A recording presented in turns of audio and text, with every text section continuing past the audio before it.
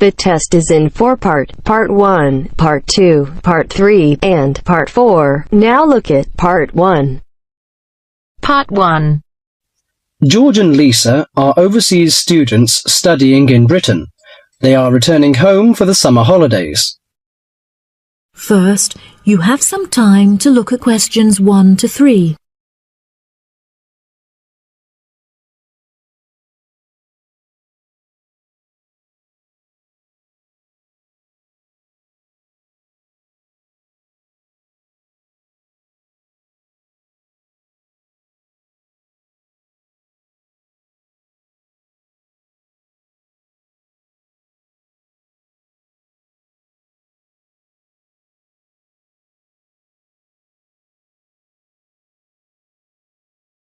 That'll be $23. Right, there's your change.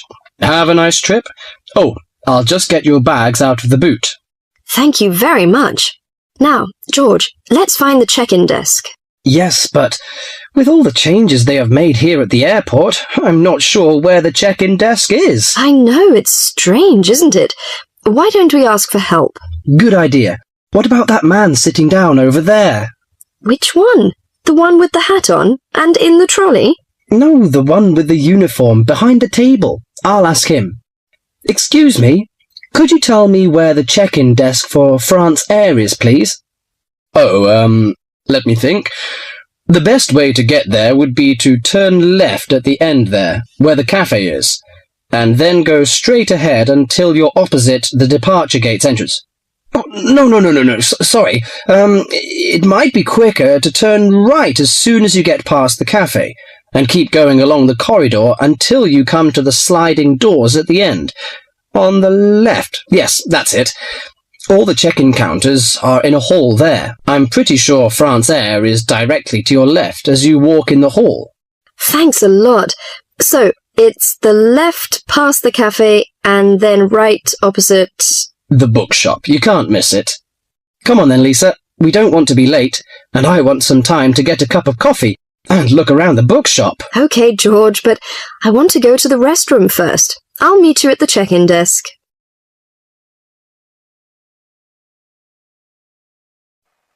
Before you hear the rest of the conversation, you have some time to look at questions 4 to 10.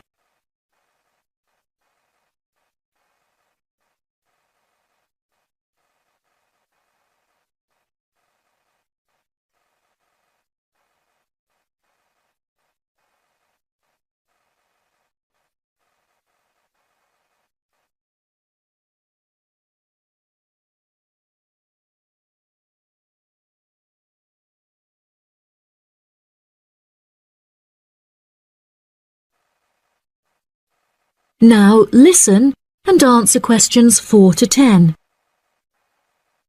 Good morning. Can I help you? Yes, I would like to check in for flight FA492. Very good.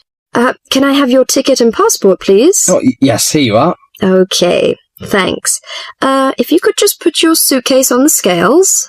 Oh, I have this extra box that I want to take as well. Okay, well, that's extra luggage, so I'll have to get you to fill out an excess baggage declaration certificate. It'll cost extra, I'm afraid. Let me see. $40 exactly, if the total value of your contents is under $400. Oh, well, what's the form for? It's just a form you have to fill out, so that if there are any problems, we'll know where you are and how to contact you. So, if you can give me a few details, I'll key in the information. Okay then, your passport says your name is Lavier. Is that right? Yes, George Lavier. George, Lavillers.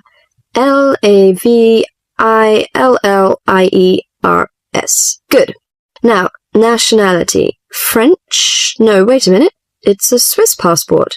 Well, yes, I live in France, but I was born in Switzerland. Swiss. Very good.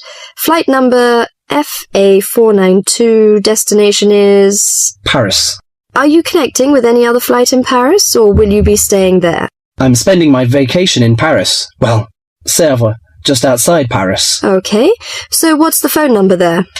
Let me think. The country code for France is 33, and the number is 198614537. Right, so that's 331-9861-4537. Yes, that's it. And can you tell me briefly what you have in the box? Well, there are some books, just university textbooks from last semester, some clothes, and, my computer disks. Okay, thank you. And what would be the approximate value of the contents? Quite a bit, actually. About $150. That's all. There's your receipt for the box, your passport and ticket, and here is your boarding pass. Gate 7. You can board the plane in about 35 minutes. Have a nice flight. That is the end of part 1. You now have half a minute to check your answers.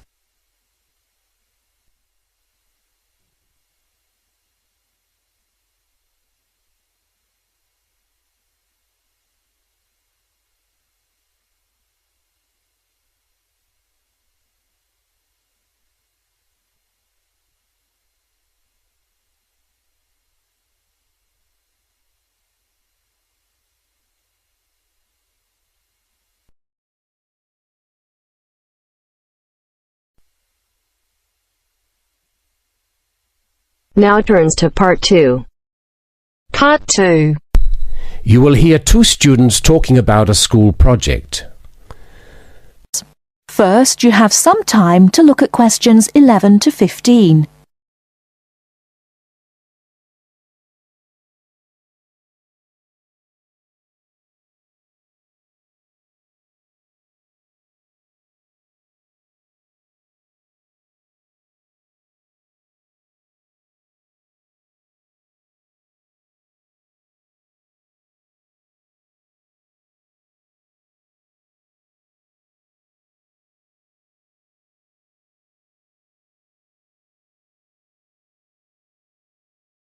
Now, listen carefully and answer questions 11 to 15. Hi, Lynn. How's your project coming along? Oh, not very well. I've got all the information, but I can't seem to organise it into a presentation. Well, you'd better hurry. You only have one more week. Yes, that's okay. It's just that... Well, why don't you try your presentation on me? Maybe I can help. Oh, really? Great. Okay, well, I've chosen solar power for my subject, and I'm going to talk specifically about domestic water heating. You know, like the ones popular in America. I've got some facts here. Oh, that's good. But just start your presentation from the beginning. Oh, right. Well, here we go then. There are many reasons why we should be looking elsewhere for energy sources. As most people are aware, fossil fuels and other such non-renewable sources are by definition finite, so something needs to be in operation soon. Currently, there are a number of alternative energy sources available which can, with a little preparation, be used to provide for a significant part of our domestic energy requirements. In this presentation, I am focusing on solar power and its application as a domestic water heater. As a renewable energy source, solar power is in many ways ideal. The amount of the sun's energy which reaches the earth every minute exceeds the energy that the global population consumes in a year. Although scientists argue that it is not finite, sunlight is certainly a long-lasting resource which is not depleted through use, and solar power converters use this energy without needing any complex moving parts.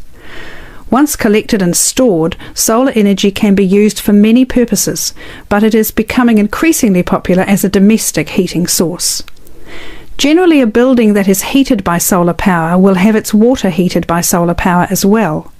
And this has even worked in areas that are not exposed to long hours of direct sunlight, such as the United Kingdom, although not so well as in warmer climates. Why have you stopped? Well, that's all I've got so far. Oh, well. Start by talking about how effective it is. Oh, okay. Well, there are a number of factors that influence how efficient solar power can be. The first, obviously, is the amount of sunlight, and this is dependent on season, time of day, and climate. Although the UK has something of a bad reputation for sunshine, it is actually quite productive during some parts of the year. Given a sufficient size of solar panel and water storage tank, solar power can provide all of our water heating requirements in June and July, and even provide the majority until October. From October to the end of the year, this figure falls dramatically. December is the least productive, being able to supply less than 5% of the average household's hot water requirement. It is at this point that solar power needs to be supplemented with a more traditional form of heating. From January, solar power becomes more effective at a rate of about 20% per month, although this rise decelerates to around 18% by May.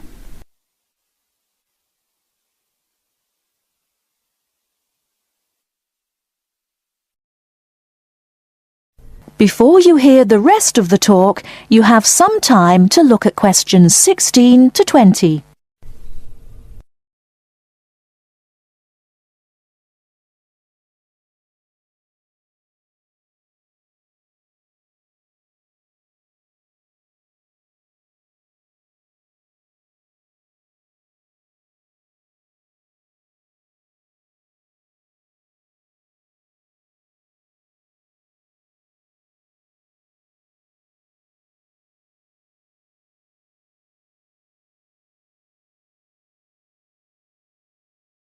Now listen and answer questions 16 to 20.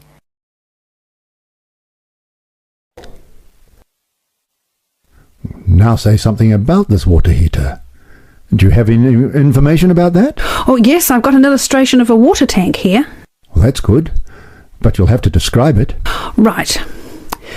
Well, the ideal water tank in the UK has a capacity of 45 to 50 litres, but must be at least 40 litres to be effective.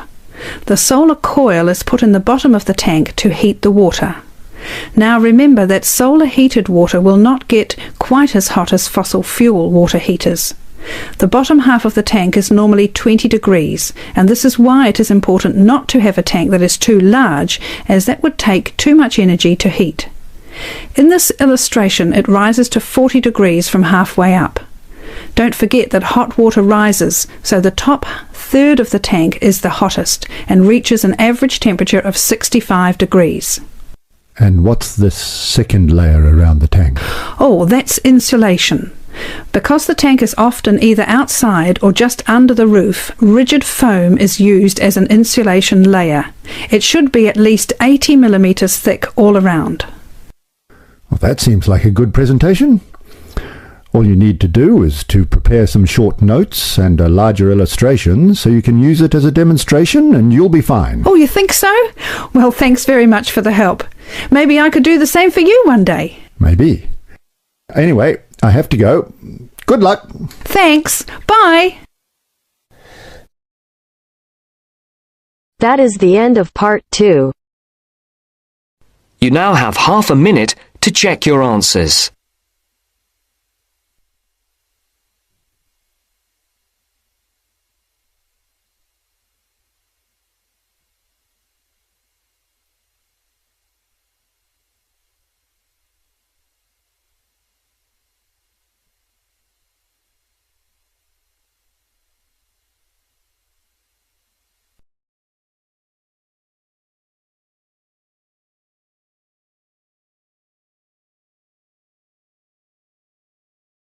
Now turns to part 3.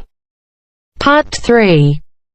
You will hear a tutor giving some business students instructions about a finance project. First, you have some time to look at questions 21 to 26.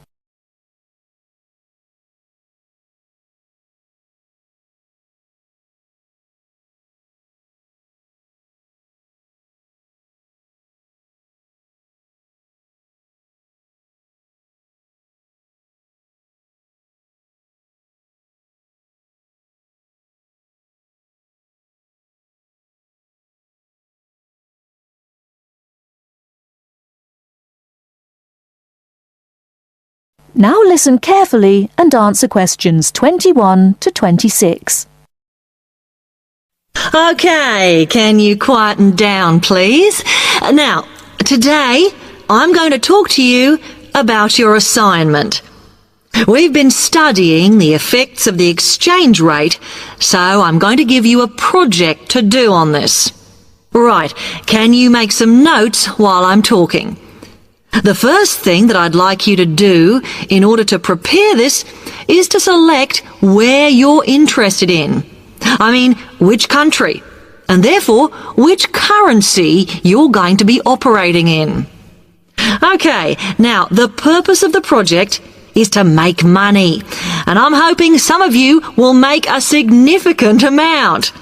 So, I want you to suppose that you have £100 that you will have to invest purely in the rises and falls of the exchange system. In other words, you'll be trying to predict rates. This is a project that you'll be doing together, but before you work together, you'll have to go off and research what you need to know about the economy of that country and how well it's doing or is expected to do in the near future.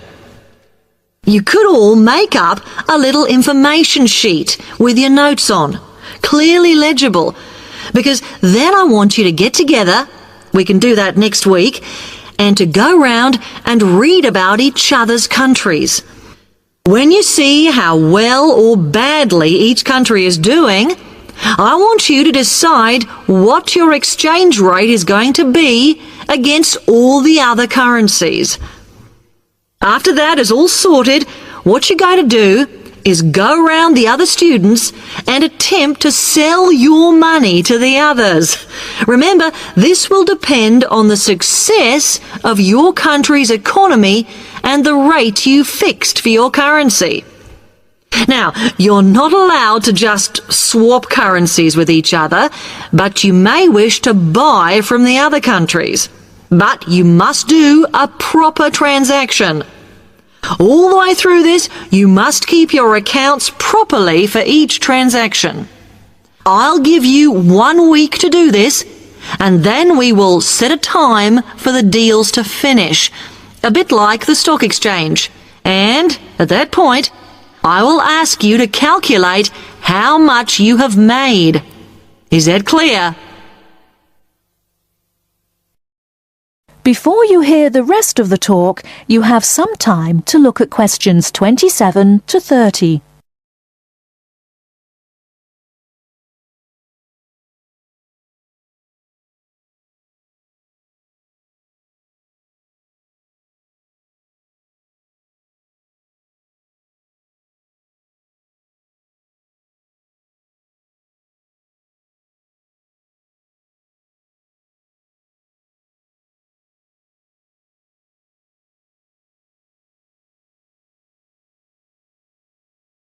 Now listen and answer questions 27 to 30.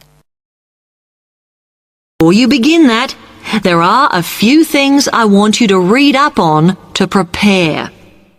You need to look at the economies of the UK's main trading partners. I don't mean all of them, because that would be over 80, but just the 29 principal ones. There are summaries in the last 3 books on the book list I've given you. And so that you can practice applying the criteria on assessment I gave you, I'd then like you to focus just on one sector across all the countries. The most common one across every country is farming. But as much agricultural produce is for domestic consumption, I'd like you to look at manufacturing.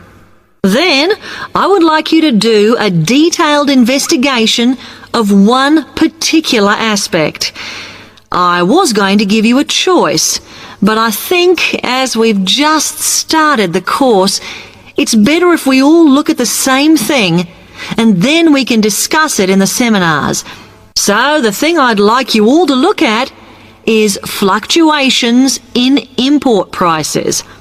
Now, you need to do all that before you start the project, as it will help you assess the economies of the countries you'll be representing in the project.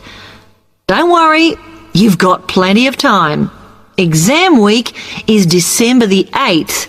Then it's the holidays until January the 6th, so I don't need the project in till February the 5th. Is that okay? Now, any questions on this? Because it is... That is the end of part 3. You now have half a minute to check your answers.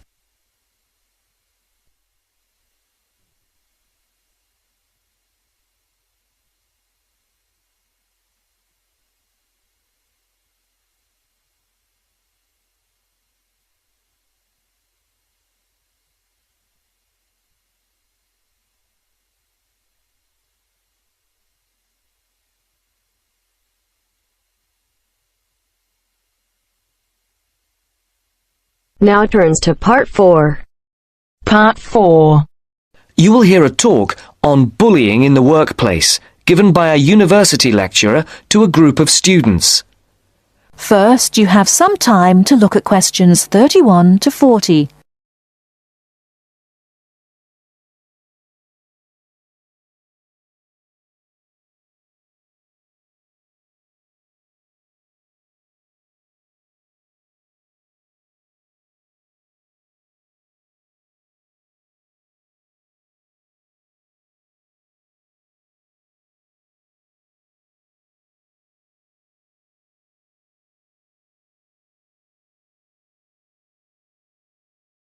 Now listen carefully and answer questions 31 to 40.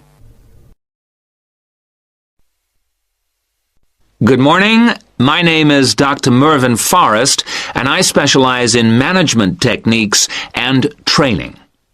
I've been invited here today to talk to you about the cost to the economy of bad management. And what I would like to dwell on first is an area that has recently been exercising everyone, and that is coercion in the workplace, or, to put it more simply, bullying. It has been estimated that bullying at work costs the British economy up to £4 billion a year in lost working time and in legal fees. And with the problem apparently on the increase, it is time that managers took on board what is happening. I would like to think that what is perceived as bullying is nothing more than lack of experience, insecurity, or lack of awareness on the part of managers, and not a conscious effort to attack someone. But that is perhaps a case of my being naive or over-hopeful. Before we break up into groups to look at the first task on the handout you've got, I'd like to give you a start with some of the main bullying methods that have been identified so far. Basically, what I'm going to do here is to give you examples of 1 or 2 points. Can you all read the OHP clearly? Yes? Right, off we go. The first item on the list is giving people tasks which managers themselves cannot do and which are therefore impossible to achieve. This is, in fact, a very common strategy used by managers to manage their subordinates. It gives certain people a false sense of security as they watch others failing while they try to achieve the goals set. Another simple bullying technique is constantly moving the goalposts, especially when one's employees are in the middle of a task. This is not bad management, it is just plain stupid. All targets and goals set should be easily achieved within a realistic timescale. Sending memos to someone else criticizing the performance of a task where the individual has no way of replying is another common technique, especially when the manager concerned does not reply or makes it impossible for subordinates to contact him or her by not answering the telephone or not replying to emails. This is not the style of a sound manager, but rather the antics of someone with emotional problems. If you behave like that, don't expect your staff to respect you. And now, the technological bully. It is interesting how all tools designed to help can be turned into dangerous weapons. The urgent email bully is fast becoming a problem in the office. Employees turn on their computers to be faced with a string of badly worded emails, making instant and often unrealistic demands, which reveal the hysteria mode of management. Have you ever felt a sense of dread before looking at your email, even your personal messages? All companies should develop a company strategy whereby there is an email code of practice, with offensive messages being forwarded to a designated person for appropriate action. I would now like you to break up into groups and brainstorm other bullying techniques which you think you may have experienced, and perhaps, if you're honest, which you have been party to. I can think of at least 9 more bullying strategies. I would also like you to consider ways in which you think that each of the techniques on your list can be countered. Is everyone clear as to what the task is? Yes? Okay. You've got 20 minutes to do this. That is the end of part 4. You now have half a minute to check your answers.